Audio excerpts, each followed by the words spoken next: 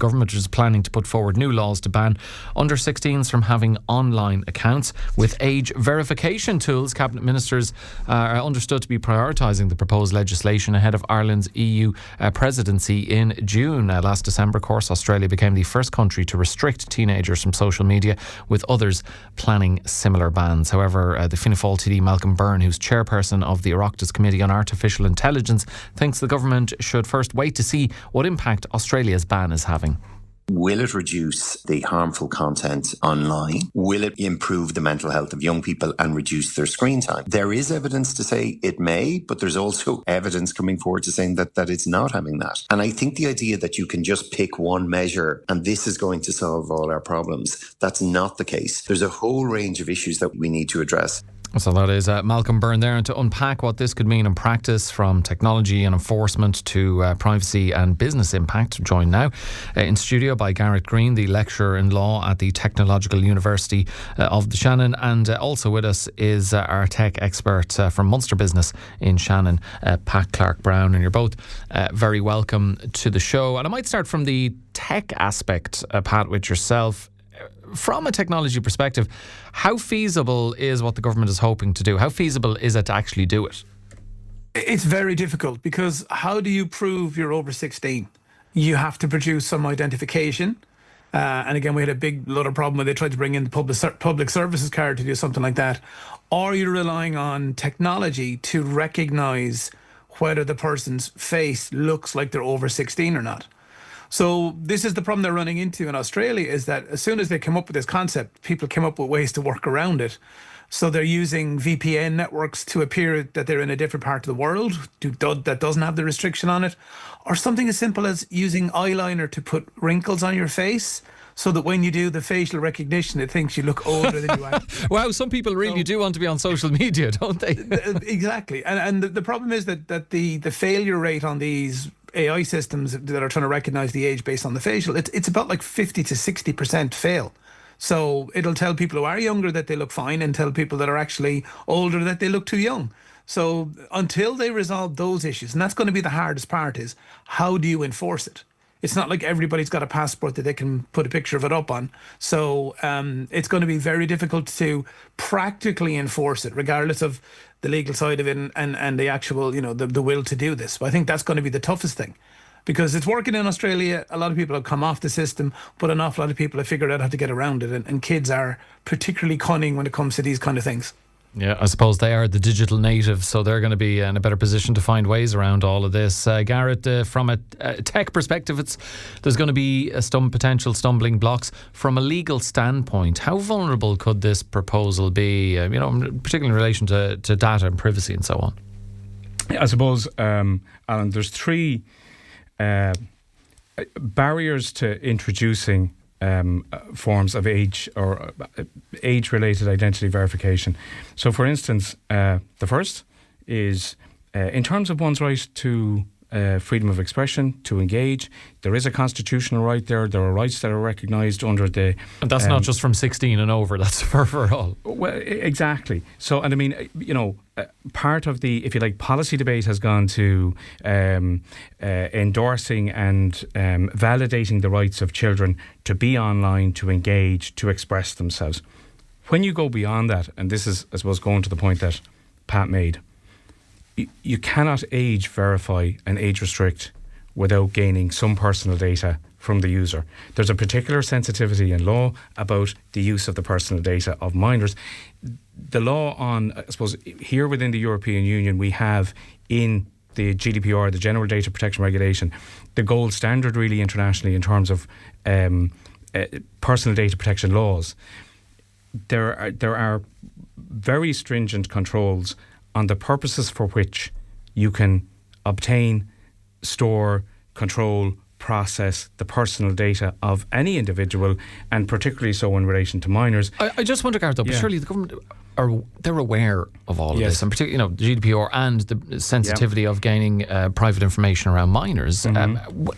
Surely they will come up with ways to deal with that effectively and perhaps legally as well? Or is that going to be a hurdle that is just too high to overcome? Well, that brings us to the third hurdle, which is it's interesting to see that our government has made it a priority to deal with this issue in the course of its presidency of the European Union, because, of course, strike while the iron's hot.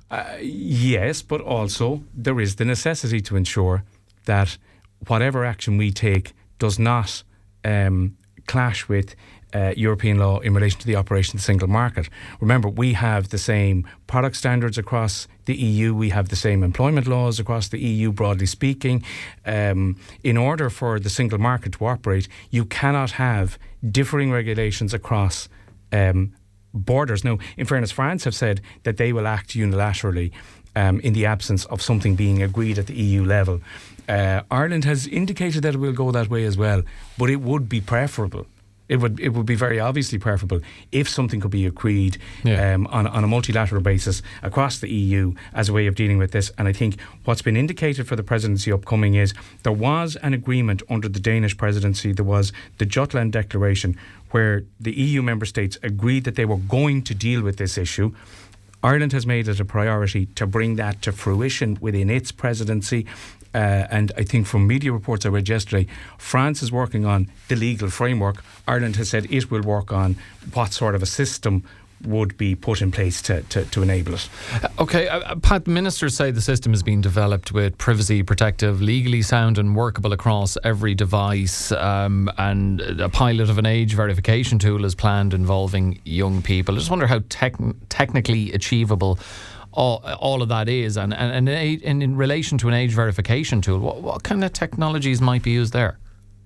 Well, at the moment, the main one they're looking at is facial recognition. Because we don't have global identification, as in show me your driver's license, show me your passport, because obviously under-16s don't have that. The thing to remember as well is that there have been minimum age limit restrictions in place on all of these social media platforms all along. They're just never enforced. Like TikTok, you have to be 13 to 15, Instagram 13, Snapchat 13, Facebook 13. WhatsApp is actually 16 before you're supposed to be legally allowed to use WhatsApp due to the GDPR regulations in Europe. But they've never been enforced. So the problem is going to be twofold. One, the technology of actually doing it, and then also enforcing it on these social media platforms, because they're the ones that are going to have to adopt all of this. And again, having something that'll work. It's very difficult. So how do you prove your age? Normally that would be producing a government document, birth certificate, driver's license, passport. That doesn't work as well for, what 16-year-old is running around with their birth certificate, that you could upload a copy of that.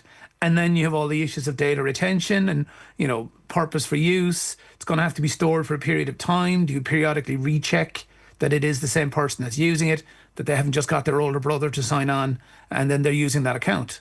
So I don't think anybody has ever really been told you're too young to use these platforms previously, because there's no real checks being done. So it's going to be literally starting from scratch to enforce it. France is taking the lead on this. Australia has brought it in and are enforcing it, but they're having major issues with it as well.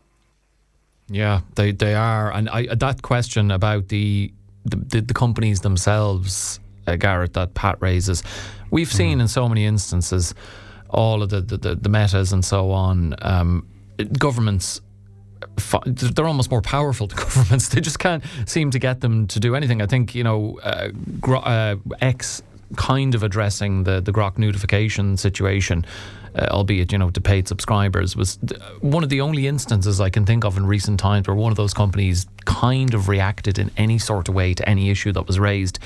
And all of those problems highlighted by Pat in getting these companies to it, is this going to be the biggest stumbling block of the many that have been highlighted, being able to lean on these companies to play their part?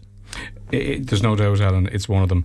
Any law is only as good as the enforcement mechanism by which it's supported. But I think there's sort of 2 points to be made there. One is, and there are laws to deal with this, like Article 28 of the Digital Services Act, which is a piece of EU legislation, requires the platforms themselves to assure the safety, security and privacy of minors where they have access to that platform. Now, somewhat paradoxically, it requires them to do this without necessarily seeking additional info to establish that the person is a minor, but it's in the design obligations. But that's a relatively new piece of law. Whether there's an enforcement mechanism to match it is untested. And there's nothing apparent. The other thing to say is that, if you look at Grok, Articles 33 to 36 of the Digital Service Act impose risk assessment duties to screen for illegal and harmful content, and those are the articles under which Grok is currently being investigated by the European Commission. So again, we have to see, in a sense, just how powerful the enforcement mechanism. It's the first real test of it. But the other thing, just I suppose to say, and it kind of takes it out of the legal frame and it brings it into the preceding policy frame, if you like there are age restrictions on access to alcohol and tobacco. There are we have minimum ages for driving, for marriage and for voting, for example. Kind of nobody represents those things as bans, and also they do involve the collection of a certain amount of personal data, and the fact that it's always been possible to get around the ban on sales of alcohol underage, the ban on sales of tobacco underage, doesn't mean that as a society we don't express in legal form the restriction. And sometimes law is, it must be matched by an enforcement mechanism, but there's also a point at which society makes a statement through the law about what it considers acceptable and what it considers not. Pat, are we at risk of focusing on age bans instead of actually tackling things like platform design and algorithmic amplification of harmful content, which again, it goes back, I suppose, to the point we're just making there, that trying to tackle platform design and the algorithmic amplification of harmful content, it's tough to get anywhere in that, because it is really tough to strong-arm any of these companies to effectively tackle those issues. Yeah, I think it's exactly as Garrett said, that the policing is going to have to be done by the parents. It's going to have to be done within the house, within the household itself, because it's extremely difficult for these platforms to restrict it or even to get them to do that. And it's not just the ones they're talking about doing, because you also think about all the gaming platforms that kids are using, that they can talk and chat on that. How's that going to be restricted? So they're tending to kind of drip feed in. We'll do it on Facebook, we'll do it on Instagram, we'll do it on Snapchat. And what the kids are just doing is, okay, fine, then I'll use this other one instead. So that's what they found again in Australia, is that kids are moving away from those platforms onto other non-restricted platforms, and they're just having the exact same problems on there. So it's something that, exactly as Garrett said, as well as this is a societal change where it's no longer considered appropriate to have your kids on social media. The same thing's happening in the schools with restricting access to mobile phones. Some schools are looking to ban them completely. I think what's going to end up is that it'll be back to the days of the Nokia 6310, where you have a phone to contact us in emergencies, but that's all it does, is just phone calls. I think that's the only way you're going to do it. But how do you enforce that? When kids have enough money to go and buy their own phones, then you have to put age restrictions on buying devices, and it's kind of a slippery slope. Yeah. How do we block it? There's just so many. The more we talk about this, lads, the more issues that are being raised, and I would love to hear the listeners' perspective on this. 086 1800 964. Anne says, I've seen the ad on child safety online when posting kids' strong story telling of the dangers. Another listener says it's down to the parents to do so, and it is not the government's place to dictate who can use social media. This is just a ploy to force a digital ID on people. But again, we get no vote or say on the matter. As usual, we're just told that, and we're not being given a voice. We do not want to periodise the views of that highly suspicious listener. And another one here says this is in relation to Australia, because Malcom Byrne, we heard him say that we should wait to assess Australia's experience. The listener here says it's absolutely not working in Australia. The initial reports show that this is another PR exercise from the government, no substance behind it to actually tackle issues. You need to go to the source, the companies. There needs to be legislation to treat social media companies as publishers. But again, we've been talking about all the difficulties governments, not just in Ireland but elsewhere, have had up to this point in getting the social media companies to do much. And I suppose to finish with you, Garrett, is waiting to assess Australia's experience going to be beneficial at all? Because it just sounds like some of the workarounds that people have found there, like Pat pointing out, young people using pens or markers to draw age lines in their face and so on. Sure. And if it's relying on the parents, again, as I say, the younger people are the digital natives. They can work around parents on these matters. It just sounds like it's not going to work at all. The law is always struggling to catch up with any vice.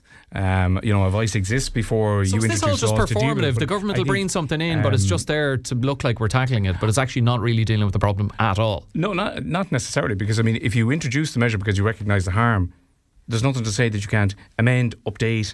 That the law has to have a certain agility, but the first thing that you have to have in the statute books is some kind of statement of what you're standard expectation is. I get what you're saying, but I suppose in 2026, technology is highly advanced, and it's the difficulties around this being effective have been highlighted by both yourself and Pat. Technology is only getting better, and young people are only getting more clever and tech savvy.